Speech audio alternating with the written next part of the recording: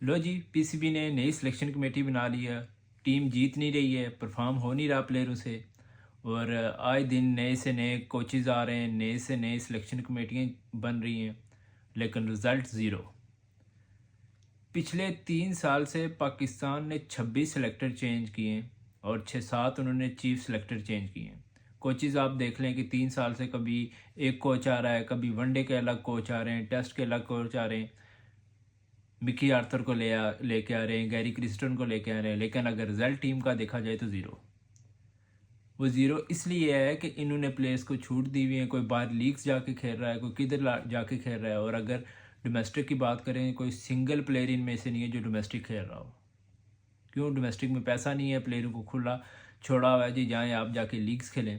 तो फिर परफॉर्मेंस तो ऐसे होनी है। जब फोकस T20 के ऊपर होगा, डोमेस्टिक आप टेस्ट क्रिकेट खेलते ही नहीं हैं, तो रिज़ल्ट तो ज़ीरो आना है। तो सिलेक्शन कमेटियाँ चेंज करने से कुछ नहीं होगा मेरे भाइयों। इधर प्रॉब्लम, सबसे मेन प्रॉब्लम ये है कि प्लेयर की जो आपका मतलब बैकग्राउंड है वो बहुत स्ट्रॉन्ग है। जिस प्लेयर को आपने इन करवाना हो तो जनाब वो इन हो गया जी। जो परफॉर्म कर रहा है उसको बाहर बैठाया हुआ है। कामरान गुलाम की आप एग्जांपल दे रहे हैं। ये लड़का डोमेस्टिक में लगातार 4 साल से परफॉर्म कर रहा है और ये है कि अभी तक उसको एक सिंगल टेस्ट मैच नहीं खिला रहे। क्यों? कि इसकी सिफारिश नहीं है। बड़े बड़े बुर्ज वहाँ पे बैठे हुए हैं और इस वजह से बैठे हुए हैं, पीछे उनके तगड़े हाथ हैं। तो अब बात यह है कि जब तक आप सिफारशी कल्चर या पर्ची प्लेयर्स खिलाने की कोशिश करेंगे तो रिज़ल्ट आपका यही होगा। अब देखें कि नो डाउट पाकिस्तान की आज से 2 साल पहले टीम बड़ी मतलब अच्छी थी, टेस्ट में भी बड़ी अच्छी परफॉर्मेंस थी, वनडे में पाकिस्तान की बड़ी अच्छी परफॉर्मेंस थी। बात यह है कि प्लेयर्स प्रॉपर सेलेक्ट होके आ रहे थे, उनको प्रॉपर मौका दिया जाता था। ये नहीं था कि जी एक सीरीज़ में 2 प्लेयर खिला ले नए और अगले सीरीज़ में और 2 खिला रहे हैं। पाकिस्तान में सबसे मेन चीज़ ही प्रॉब्लम यही है कि हर सीरीज़ के बाद एक नए 2-3 प्लेयर डाले होते हैं और उनको चांसेस दे रहे होते हैं जी आप जाके परफॉर्म करें। कभी सिलेक्शन कमेटी चेंज हुई होती है, कभी आपके कोचेस चेंज हुए होते हैं। तो बात यह है कि जब आए दिन आप चेंजिंग करेंगे आपका कम्बिनेशन सेट नहीं होगा, और जब तक कम्बिनेशन सेट नहीं होगा तो आपकी टीम परफॉर्म ऐसा ही करेगी। आप प्रॉपर किसी प्लेयर को एक चांस तो दें, टीम बनने तो दें। अब टीम का रिज़ल्ट ज़ीरो तो आएगा जब तक आपसे उसकी कम्बिनेशन सेट नहीं होगा। तो आप देखें इस टेस्ट मैच की कि एक टीम लगा रही है 550 रन और फिर वो मैच हार भी जाती है। और हारने वाली दूसरी इनिंग्स में देखें वो अब्दुल्ला शफीक खेल रहा है। अब्दुल्ला शफीक को जो बॉल बॉक्स ने फेंकी है वो कोई मतलब बहुत आउटस्टैंडिंग बॉल नहीं थी, नॉर्मल बॉल थी। जो एक नॉर्मल बॉलर लेंथ बॉल कर रहा है स्ट्रेट ड्राइव के लिए, आप वो बिल्कुल ज़बरदस्त बॉल थी। और ये पता नहीं अब्दुल्ला शफीक सोया हुआ था, पता नहीं उसके माइंड में क्या चल रहा था, दिमाग किधर था कि बॉल के ऊपर ही लेट हुआ है यार। वो जो स्ट्रेट ड्राइव वाली बॉल थी तो वो पिछली बॉल का वेट करता रहा जी, जैसे कट के लिए खेलूंगा या बैक फुट पे जाके खेलूंगा, जिसकी वजह से वो विकेट गई है। वोक्स की कोई वो बॉल वो कोई बहुत आउटस्टैंडिंग बॉल नहीं थी, बिल्कुल सीधी बॉल गई है। क्या है कि अब्दुल्ला शफीक थोड़ा सा लेट हुआ है, और लेट किस वजह से हुआ है? जब आप गेम पे फोकस ना हो। पता नहीं दिमाग में क्या चल रहा था, पीछे कौन सी पता नहीं कहानियाँ चल रही हैं उसकी। तो ये हालत है प्लेयरों की। अगर देखी जाए तो बैड लक सिर्फ एक के साथ हुई है। बॉल अगर पड़ी है तो वो एक रिजवान को अच्छी बॉल पड़ी है, बाबर आजम भी लेज़ी। अब देखें कि शान मसूद जो मतलब सीधा खेलने वाला बॉल था उसको लेग की तरफ पुश करेगा तो निक तो लगना, टॉप एज तो होना ही होना है। तो बात यह है कि जब आप सारे प्लेयर्स T20 की गेम की वजह से आप सिलेक्ट करके उनको टेस्ट खिला रहे हैं तो फिर रिज़ल्ट ऐसा ही आना है। अब देखें कि इमाम उलग अच्छी परफॉर्मेंस थी, मुझे नहीं पता कि क्या सोच के मतलब शान मसूद को कैप्टन बनाया जिसकी 25-26 की एवरेज है, और उस 25-26 की कैप्टन होने की वजह से जगह किसकी मारने हुई है? इमामुल्लाह की। इमामुल्लाह की आपकी टेस्ट की एवरेज उठा के देख लें, आपने उसकी वनडे की एवरेज उठा के देख लें। ऊपर से क्या नाम है ओपनर, उसको ओपनर खिला रहे हैं, क्या नाम है और जो लेफ्टी है हमारा नो लुक शाट वाला। और भाई नो लुक शाट, अब जो उसने शाट खेली है और टेस्ट मैच है नहीं है T20, तुम विकेट पे टिके रहो, स्कोर खुद ब खुद बनेगा। विकेट ऐसे दे के जा रहा है, ऐसी शाटें मार के दे के जा रहा है जिसने तुमने पीछे बहुत बड़ी इनिंग्स खेली है, तुम थक गए हो। भाई इधर टेम्परामेंट चाहिए, स्टेमिना चाहिए विकेट के ऊपर खड़े होने का, और जब आप विकेट के ऊपर खड़े होंगे तो स्कोर खुद ब खुद बनेगा। एक T20 वाला प्लेयर, उसको क्या पता मैंने कितने टाइम इधर जाके खड़े होना, क्या कैसी गेम है। आपकी सिलेक्शन ही जब गलत है, आपका प्लेयर ही गलत सेलेक्ट किया हुआ है, तो रिज़ल्ट तो ऐसे आने।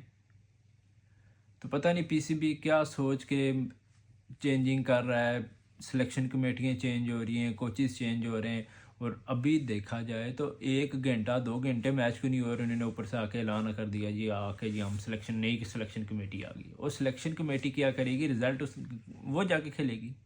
और वो जो हमारा वो जो लेफ्टी एक ओपनर है, पता नहीं किस बेस पे उसको खिला रहे हैं जी, एक T20 में अच्छा उसने परफॉर्म किया। भाई T20 है तो T20 में परफॉर्म करने के लिए भेजो ना। आपके टेस्ट प्लेयर होने चाहिए जो प्रॉपर टेस्ट क्रिकेट खेलते हों। अब उस बेचारे को, मुझे नहीं लगता कि वो इतनी लंबी इनिंग्स विकेट के ऊपर टिक जाए। जाहिर बात है T20 का कीड़ा है, तो किसी 10 बालें रोकेगा तो 11वीं 12वीं पे उसने शॉट लगानी है। तो बात यह है कि जब तक आप सारी चीज़ें चेंज नहीं करेंगे, रिज़ल्ट ऐसे ही आने हैं। और मुझे नहीं पता कि ये पीसीबी क्या सोच रही है, क्या कर रही है। अब पता नहीं अगले टेस्ट में कोई नई सिलेक्शन कमेटी ने बना दे अगले टेस्ट मैच हारने के बाद। भाई पीसीबी है, कुछ भी कर सकती है। मौसम नकवी साहब हैं, और उधर अलग लाले पड़े हुए हैं कि जी चैम्पियन ट्रॉफी पाकिस्तान में होगी, किधर होगी, मूव, वो चीज़ें अलग खुली हुई हैं। आए दिन इनके लिए नए मसाइल। पता नहीं क्या सोच के पीसीबी वालों ने ये पता नहीं कंस्ट्रक्शन करवाना शुरू कर दिया। ये चीज़ें इन्हें पहले से करनी चाहिए थी। अब देखें कि आकिब जावेद बना है, अलीम डार बनाया है, तो पता नहीं कि किस बेस पे ये सारी चीज़ें सिलेक्शन हो रही है, ये क्या होगी, आगे क्या बनेगा। तो अल्लाह ही हाफिज़ है, अल्लाह ही मालिक है इस पीसीबी का, पता नहीं क्या बनेगा। अगला मैच भी है, देखते हैं। उसमें मुझे लगता है कि वो भी कहीं एक इनिंग से ही ना हार जाएं, क्योंकि इनमें इतनी मतलब कैपेसिटी नहीं है कि ये विकेट के ऊपर इतनी वो एक ही था भाई, एक मिसबा, अजहर अली, यूनुस खान, ये लोग थे जो विकेट के ऊपर खड़े होते थे, आउट ही नहीं थे होते। तो इनसे तो 20-20 25-25 बालें खेलने हो, तो धूप मुल्तान की हो, तो ज़ाहिर बात है फिर तो आवाम आना जाना लगा रहता है ना। और आना जाना तभी लगा रहता है कि गर्मी ज़्यादा है, स्टेमिना नहीं है। तो स्टेमिना होगा तो जनाब आप लोग टेस्ट क्रिकेट खेल सकते हैं। तो ये शान मसूद, ये पता नहीं क्या सोच के मतलब इसको कैप्टन बनाया हुआ है। तो बड़ी मायूस कुन परफॉर्मेंस है पाकिस्तान की। ऊपर से बहुत बुरी परफॉर्मेंस है पीसीबी की कमेटी, सिलेक्शन कमेटी और चेयरमैन साहब की। पता नहीं ये चेयरमैन साहब क्या करेंगे, क्या पता अगले मैच के बाद कोई नई सिलेक्शन कमेटी ना आ जाए। पीसीबी का कुछ पता नहीं होता इधर। ये पाकिस्तान की क्रिकेट बोर्ड है, और यहाँ पे आए दिन चेंजिंग होती रहती हैं। अब जिस तरह पिछले 3 सालों में 26 सेलेक्टर्स आए, पता नहीं 6-7 इन्होंने कोचेस चेंज किए हैं, बॉलिंग कोच, पूरा स्टाफ। अब भी तो देखा जाए तो अगर ये 7 रुकनी सिलेक्शन कमेटी बन रही है, जिसमें ये 4 ये हो गए, दो ज़ाहिर बात है कोचेस हो गए, कैप्टन हो गया, 7 तो बंदे हो गए ये। तो अब देखते हैं कि क्या बनता है पीसीबी का। और इन प्लेयर्स को चाहिए, पीसीबी को चाहिए कि इनको डोमेस्टिक में खिलाए। ज़ाहिर बात है जब ये लोग डोमेस्टिक में खेलेंगे, टेस्ट क्रिकेट खेलेंगे, तो इनको पता चलेगा। अब नो डाउट के मतलब पाकिस्तान के पास अभी डोमेस्टिक में एक ही परफॉर्मर है, कामरान गुलाम, तो उसको भी ये खिला नहीं रहे। और ऊपर से परफॉर्मेंसेस देखी जाएँ तो बिल्कुल ज़ीरो हैं। बाबर आजम को देख लें, अब उसको भी चाहिए कि वो डोमेस्टिक में जाके खेले। अगर उससे रन्स नहीं हो रहा, मुझे आज वो मोहम्मद आसिफ की बात याद आ रही है कि वो कहता था कि जब मेरी परफॉर्मेंस अच्छी नहीं थी होती तो मैं ज़ीरो से शुरू करता था। ज़ीरो से मींस कि जहाँ से आपने क्लब क्रिकेट शुरू की है, वहाँ पे जाके आप जब खेलेंगे, वहाँ पे परफॉर्म करते करते फिर वापस जब आएंगे ना, तो तब जाके आपकी सारी चीज़ें ठीक होंगी। और बाबर आजम को भी चाहिए कि वो क्लब क्रिकेट खेले, जाके डोमेस्टिक खेले, वहाँ पे परफॉर्मेंस करे। उसको पता चलेगा कहाँ पे वो मिस्टेक कर रहा है, कौन सी मतलब कॉन्फिडेंस बिल्ड होगा, कौन सी चीज़ों पे वो फंसा हुआ है। जब तक आप मेंटली स्ट्रांग नहीं होंगे, तो वो मेंटली या स्ट्रांग तब भी होंगे, प्रेशर से आप तब भी बाहर निकलेंगे जब आप डोमेस्टिक में परफॉर्म करेंगे, क्लब लेवल में परफॉर्म करते करते और ऊपर आएंगे। तो अब ये ये डिसीजन बाबर आजम ने लेना है, नहीं तो ये जो अनकरीब मुझे लगता है कि इसको ड्रॉप ना कर दें। बाकी ड्रॉप की बात क्या, पीछे भी तो पाकिस्तान के पास कोई प्लेयर नहीं है ऐसा। तो अब बाबर आजम को खुद सोचना चाहिए कि उसे कैसे मतलब अपनी ये सारी चीज़ें सेटल करनी है।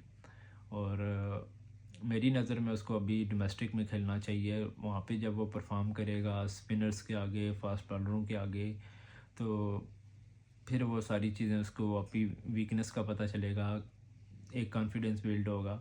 तो अब देखते हैं कि अगले मैच में क्या बनता है, कैसी परफॉर्मेंसेस आती हैं।